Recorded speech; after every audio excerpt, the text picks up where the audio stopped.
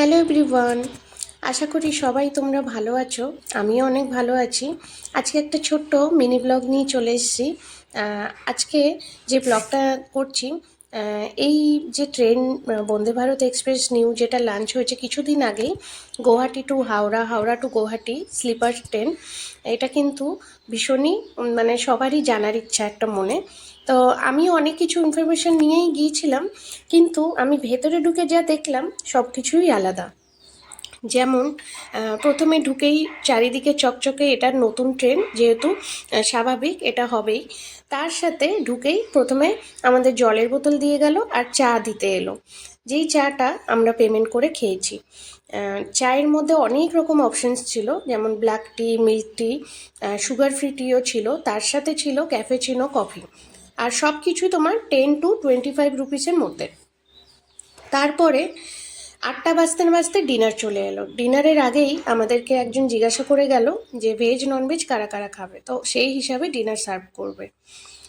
ডিনারের মধ্যে ছিল, ভেজের মধ্যে রাইস ছিল, যেটা বাসমতি রাইস উইথ ঘি ছিল। তার সাথে একটা মিক্স ভেজ ছিল, ফুলকপি, আলু, মটরশুঁটি, গাজর দিয়ে। আর তার সাথে ছোলার ডাল, একটা মিষ্টি, আর পনিরের কারি ছিল, আর একটা পরোটা ছিল। আর এইটা দেখছো, এটা হচ্ছে চিকেন কারি। ননভেজে খালি চিকেন পনিরের বদলে ছিল, আর বাকিগুলো সেম ছিল। খাওয়ার অনেক টেস্টি ছিল। স্বাভাবিক যে গুয়াহাটি যে মে ফেয়ার থেকে এই খাবারগুলো অ্যারেঞ্জ করা, আমি দেখলাম সব জায়গায় মে ফেয়ারের নাম ছিল, মেনশন ছিল। আর এখানকার যে স্টাফ যারা খাবার সার্ভ করছে তারাও কিন্তু মে ফেয়ারেরই স্টাফ ছিল। তারপরে তো ডিনার শেষ, আমরা এখন ঘুমাবো। কাল সকালে 8টা 20-তে টাইম আছে গুয়াহাটিতে ঢোকার। কিন্তু আমি কি বলবো, মানে ট্রেন এত ফাস্ট চলছে, আমার মনে হচ্ছে যেন টাইমের আগেই পৌঁছিয়ে দেবে। ওয়াশরুমে গিয়েছিলাম, ওয়াশরুমটা আর ভিডিও করিনি, কিন্তু কি বলবো, যারা এই ট্রেনে জার্নি করেছো বা এখনও করোনি, যারা করেছো তারাই জানো ওয়াশরুমগুলো কতটাই বড় বড়। নর্মাল ট্রেনে ওয়াশরুমগুলো ছোটো হওয়াতে না খুবই অসুবিধা হয়, কিন্তু এই ট্রেনে আমি বলবো কারোর অসুবিধা হবে না।